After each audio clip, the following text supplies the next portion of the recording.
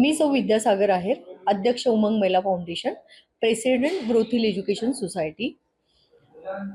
या पत्रकार परिषद आजची जी पत्रकार परिषद झाली, या पत्रकार परिषदेचा जो विषय होता की आमच्या संस्थेने 350 निराधार विद्यार्थी जे दत्तक घेतलेले आहे त्यांच्या फंड रेज प्रोग्रामसाठी आपण 14 फेब्रुवारी रोजी तपोवन केला मैदान येथे आयोजित केलेला सलीम मर्चंट लाईव्ह कन्सर्ट शोच्या दरम्यान प्रशासनाने आम्हाला जो कोंडीत पकडण्याचा प्रयत्न केला आहे, तर त्या कोंडीत पकडण्याचा प्रयत्न किंवा त्याचं निश्चित कारण काय यासाठी आम्ही सर्व आजची ही पत्रकार परिषद घेतलेली आहे।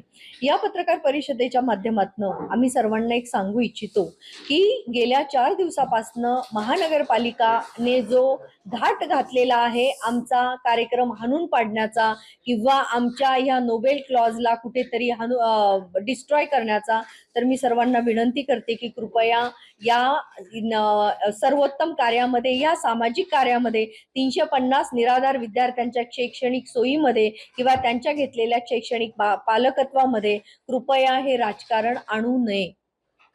मी तमाम नाशिककरांना ही विनंती करते की महानगरपालिकेकडनं प्रसारित झालेल्या सगळ्या बातम्या या खोट्या आहे, कारण त्यांनी आमचा कार्यक्रमच खोटा आहे असं दाखवण्याचा प्रयत्न केला आहे। आपण जर सलीम मर्चंट सरांच्या सोशल अकाउंट मधनं जर गेलात तर तिथनं त्यांनी सोशल मीडिया अकाउंट मधनं त्यांचं रितसर पोस्ट टाकलेली आहे। त्यांच्या शेड्यूल मधनं त्यांनी 14 फेब्रुवारीचा जो शेड्यूल आहे तो नाशिकसाठी दिलेला आहे, मात्र कुठल्याही सामाजिक किंवा कोणत्याही गोष्टीचा विचार न करता, ऑर्गनायझरशी न बोलता महानगरपालिकेने जो घाट घातलेला आहे गेल्या 4 दिवसापासून आमचा कार्यक्रम हाणून पाडण्याचा, तर कृपया याच्यावर कोणीही विश्वास ठेवू नये। या मागे जे राजकारण चालू आहे, मी त्या सर्वांना विनंती करते कृपया आपलं राजकारण थांबवावं व निदान त्या 350 निराधार विद्यार्थी जे आहेत त्यांचा विचार करावं व ही सामाजिक जे कार्य आहे, हे सामाजिक कार्य किंवा सामाजिक संस्था, शैक्षणिक संस्था हे राजकारण करण्याचं ठिकाण नव्हे, मी सर्वांना विनंती करते।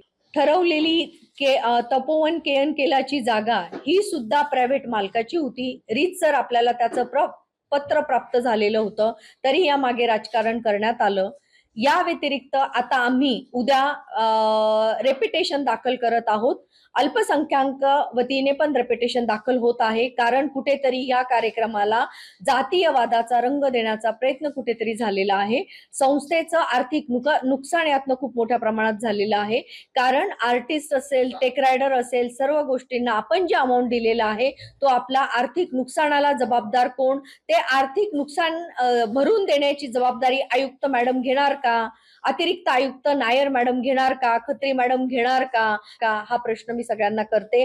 आणि उद्या मी न्यायालयीन प्रवेश प्रक्रिया या संदर्भात दाखल करत आहे। उपायुक्त, आयुक्त, पोलीस आयुक्त या सर्वांच्या विरुद्ध आम्ही उद्या न्यायालयीन प्रक्रिया आमची सुरू करत आहोत।